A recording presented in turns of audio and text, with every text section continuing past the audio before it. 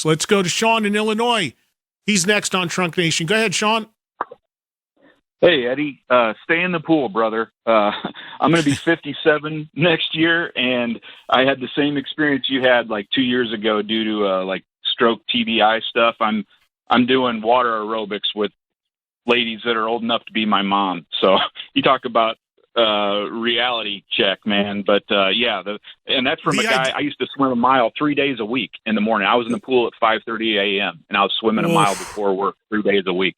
So the idea is the idea, to my point earlier, is to stay in the right side of the pool, meaning the side of the pool where you're doing the laps and not doing the bounce around floaty stuff. But yeah, and again, I respect those older ladies for still doing that, even because most people don't even do that.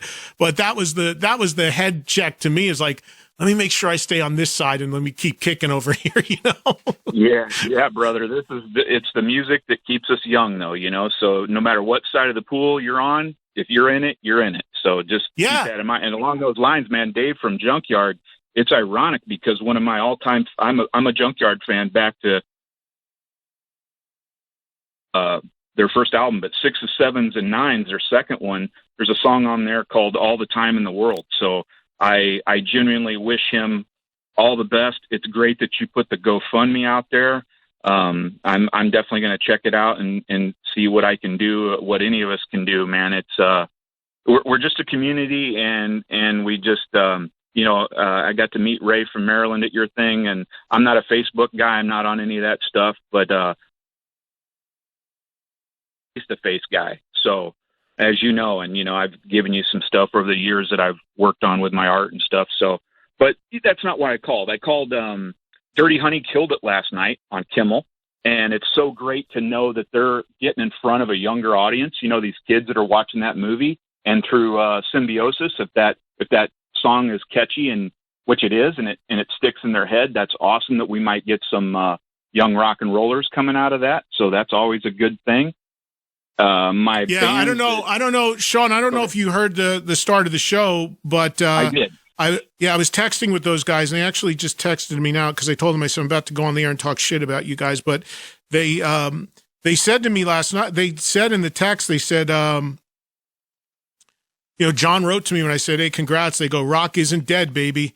I mean, that's what they're out there trying to prove, and that's really cool to have a young band out there with that attitude and bringing it totally live and the old school values, but younger guys just kicking it, and to get a rock band playing a song on national TV, even if it's late night talk show, good on them. And look, whether you like Kimmel or not, and I've mentioned I don't watch any of these late night shows anymore. I watch Letterman religiously, but ever since then, I honestly don't watch them. So many have gotten, to me, not funny, political, whatever. Yeah. I don't need that. So, but when I know an act is going to be on, a music act, I will absolutely watch it. And that's why I DVR'd it last night. And I'll be honest, I fast forwarded right through the end to watch those guys play. And credit to Kimmel and his staff for putting a rock band on there. I mean, I know they do. And we talked about this the other day. As far as the late night shows is concerned, Kimmel by far is the best music presentation because he's got that indoor stage where Dirty Honey did it, but he's got that big outdoor stage where he's full-on shows out there. If you ever are in Hollywood and you drive down Hollywood Boulevard, you can see that staging set up out there. It's like a full-on rock show. So they do put a lot into music. And Alice in Chains did that when they got back together with William, so that's really cool. But just real quick, the bands that I think should have been huge, definitely the Four Horsemen, just killer. But they had a lot of tragedy around them. Since you had Gene Beauvoir on and we talked about that, I've been in a deep dive on nostalgia. So Balaam and the Angel, all the way back to 88 on Virgin Records. Their first two albums were solid.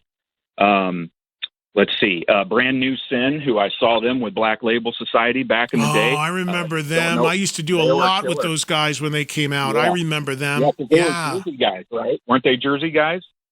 I want to say like New England, Boston area. Okay. Could be wrong, but I haven't heard that name in ages, but I did a lot with them when they were active. I remember that band now. So great. Yeah. And the other thing, I'm always going to beat the drum on this, and it's so cool. Yesterday I couldn't call in, but the fact that they're opening up for Priest and Alice Cooper, and that's Corrosion of Conformity. God damn it. Your audience needs to know. And not only Albatross and Wise Blood and the stuff we hear, but one of their most solid albums is America's Volume Dealer. And the song, Diablo Boulevard, Zippo, Take What You Want. If Joel wants to put on Take What You Want going out of one of your commercials, that song is killer. But they also have a great live album and a live DVD called Live Volume. So I always just want to beat the drum for those guys. Yeah, I've got all that stuff, Shawn, and I know the COC stuff. Thank you, Shawn. COC is an interesting story because they started out more of like a hardcore band, kind of a different vibe when they started. And then they put out that record, Deliverance. And that had Albatross, and Clean My Wounds is without a doubt their biggest song. And they got some rock radio airplay, and they kind of became more of like a Southern heavy band, Southern heavy rock band. So they kind of walked a couple different lines there. And they're a great band. The one thing that I was surprised about, though, I was just surprised by their inclusion on that bill as the third act.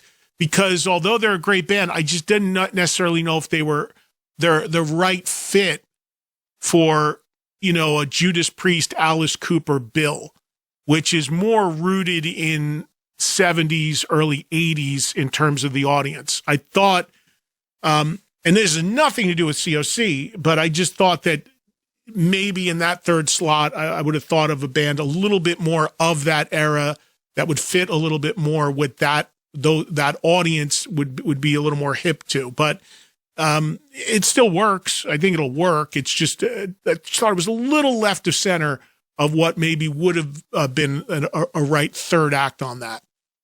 But it's still it had nothing to do with the quality of the band. It's just the fit, if you will. Speaking of Ray in Maryland, somebody mentioned him a second ago. Here he is. Hey, Ray, what's going on, man? Hey, Eddie. Not much, man. I'm glad you're feeling better, and I guess past your stomach bug since you're racing old ladies around the pool to Fats Domino, so that's good to know. Oh, yeah. Yeah. I would not have been anywhere near a pool if I would have still had that stomach bug, Ray. Yeah, it sounded like it was pretty bad. That kind of sucks, too, but we got through it.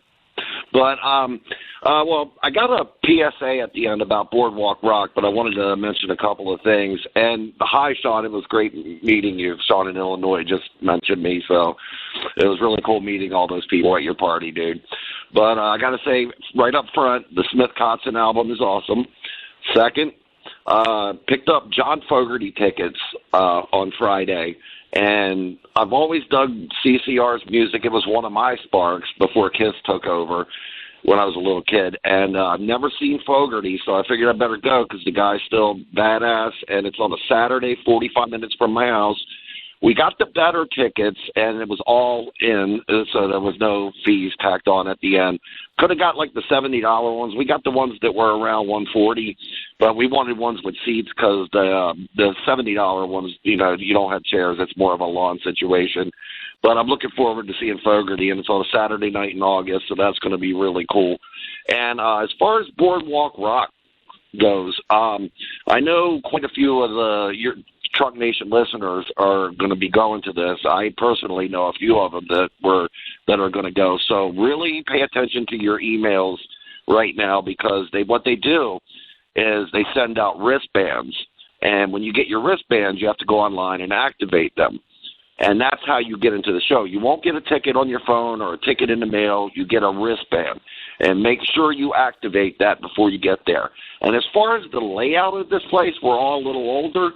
It's pretty spread out. The two main stages are probably a half mile apart at least.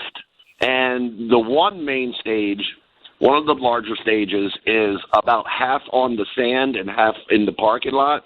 The biggest stage is all on the beach. So you're going to be standing in sand, and you're going to be walking back and forth a pretty good distance. Now, there's a smaller stage between those two larger stages that's just up closer to the boardwalk, very easy to get to, and a lot of cool concessions. And I just wanted to give people a heads up on what to expect there. And I'm hoping a few of us will get to have a beer with you or something, Eddie, from the fan page. So we're looking forward to it. Yeah. Ray, I want to do that, and I want to figure that out, and I'd love to do that. Here's what I'm trying to figure out. You're telling me more about the layout than I know. I know they started putting out stuff online and recently on their social media accounts, showing the maps, showing the schedules, and all of that. I know we're about a month out from it actually happening. I've not had any dialogue with the promoter as to what I need to do, where I need to be, when I need to be. Obviously, if there's multiple stages, I'm probably not going to get around to all of them, so they'll probably assign me certain things to do when I'm there for the couple days. But the biggest thing that I need to figure out, and if I can do something like that, Ray, and I'll certainly talk to you about it and post about it and all that, and thanks, Ray, is when I'm physically going to get there and when we could do that. Because this show, which is in Ocean City, Maryland, Boardwalk Rock, it's Shinedown, Alice in Chains, Def Leppard, Extreme, tons of bands. And I'm hosting it, and it's the first time it's happening. So I don't know all the logistics. Ray just told me more than I even knew up until a minute ago. But the other thing about, like, I also thought the idea would be cool, like the night before, to try to do, whether it's a bar or a club or whatever, just try to get together and tell people, hey, I'm going to be hanging out, come say hello, whatever. Right now, I don't know where I'm going to be going to that from. So I don't know if I'm going to be going to it from New Jersey or from Vegas or elsewhere. And the thing about Ocean City, Maryland, and I've never been there, is that it's really a couple hours from anything. Because even if you fly into Baltimore Airport, according to Google, it's still an hour and a half, 2-hour car drive from that airport. There is no airport right there. There is, but it's a private airport. So unless somebody's picking me up in a jet, that ain't going to happen. So, the likely scenario for me to get to that is to go from New Jersey and drive. And according to Google, it's about 4.5-hour drive. But, if I'm in Jersey, what am I going to do? Take a 40-minute plane ride to Baltimore and then rent a car and drive 2.5? I mean, it doesn't make any sense. Logistically, it's just a weird spot to get to. So if I end up driving, then I'm probably going to be driving till late at night and get in late the night before the event starts. So there might not be a window to do it. If I ended up going in on the day before, you see what I'm saying? I just don't know. The likely scenario for me is the night before the event starts, I drive, get there very late, and then kick right into it the next 2 days. So there may not be a window, a night off sort of deal to do that. But we'll play it by ear, and as it's getting closer, so I have to kind of figure that out, and I'll let you know as I do.